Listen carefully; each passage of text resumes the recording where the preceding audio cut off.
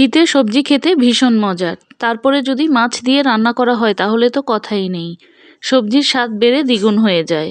আসসালামু আলাইকুম, কেমন আছেন সবাই? যে যেখান থেকে আমার ভিডিওটি দেখছেন সবার জন্য রইল অনেক অনেক শুভেচ্ছা ও ভালোবাসা। তৈরি করার জন্য আমি এখানে কয়েক টুকরো রুই মাছকে ধুয়ে পরিষ্কার করে নিয়েছি। এবার সাথে দিয়ে দেব সামান্য একটু লবণ,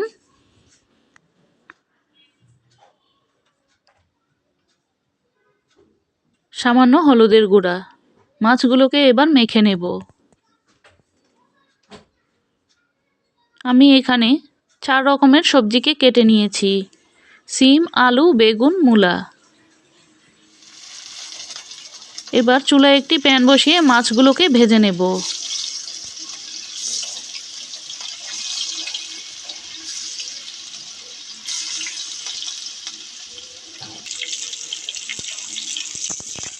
একটা পাশ হয়ে গেলে অপর পাশ উল্টে দেব।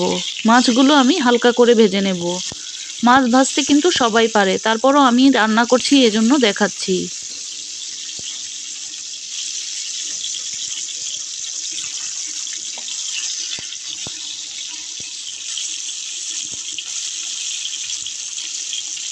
ভেজে নেওয়া হয়ে গেলে মাছগুলোকে এবার আমি তুলে নেব।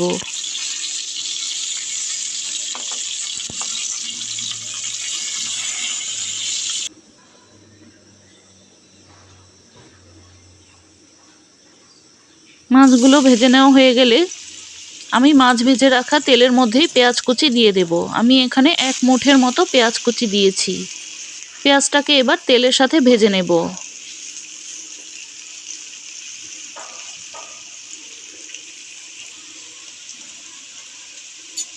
সাথে দিয়ে দেব স্বাদ মতো লবণ।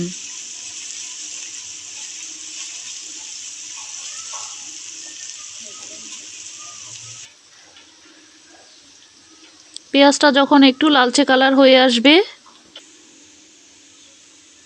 তখন দিয়ে দেব 1 চা চামচ আদা বাটা, 1 চা চামচ রসুন বাটা।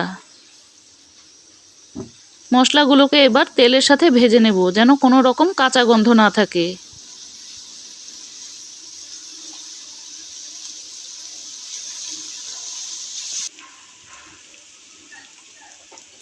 ভেজে নেওয়া হয়ে গেলে দিয়ে দেব 1 চা চামচ হলুদের গুঁড়া, 1 চা চামচ জিরার গুঁড়া, 1 চা চামচ লাল মরিচের গুঁড়া। ঝালটা আপনারা আপনাদের পছন্দ অনুযায়ী নেবেন। কষানোর জন্য দিয়ে দেব সামান্য একটু পানি। মশলাটাকে এবার ভালোভাবে কষিয়ে নেব।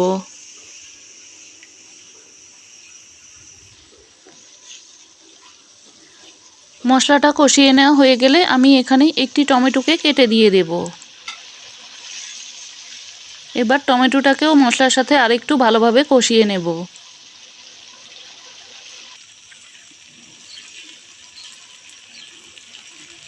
টমেটো আর মশলাটা যখন ভালোভাবে কষিয়ে নেওয়া হয়ে যাবে তখন এখানে কেটে রাখা সবজিগুলোকে দিয়ে দেব। আপনারা আপনাদের পছন্দ অনুযায়ী যে কোনো সবজি দিয়ে এভাবে রান্না করে নিতে পারেন। এবার মশলার সাথে সবজিগুলোকে ভালোভাবে কষিয়ে নেব।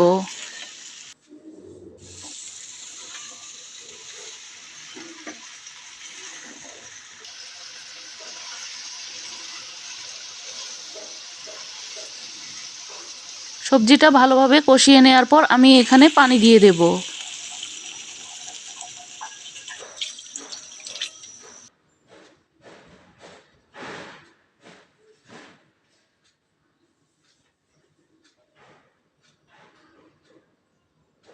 এবার উপরে ভেজে রাখা মাছগুলোকে দিয়ে দেব।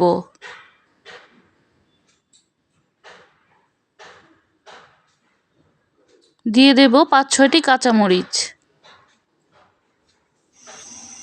ঢাকনা দিয়ে ঢেকে তরকারিগুলো সিদ্ধ না হওয়া পর্যন্ত রান্না করে নেব। মাঝে মাঝে ঢাকনাটা খুলে একটু নাড়াচাড়া দিয়ে দেব।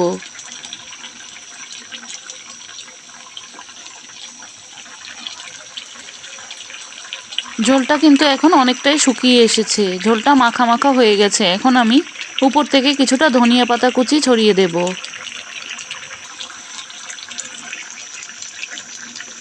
ধনিয়া পাতাটা দেওয়ার পর আরও 2-3 মিনিটের মতো রান্না করে নেব। এখন কিন্তু সবজি দিয়ে রুই মাছের কারিটা একদম তৈরি। চাইলে আপনারাও এভাবে করে একবার রান্না করে দেখতে পারেন। সবাই কিন্তু রান্না করতে পারেন। তারপরও আমি আজকে আমার মতো করে দেখালাম। আবারও দেখা হবে নতুন কোনো রেসিপি নিয়ে। সেই পর্যন্ত ভালো থাকবেন, সুস্থ থাকবেন। আল্লাহ হাফেজ।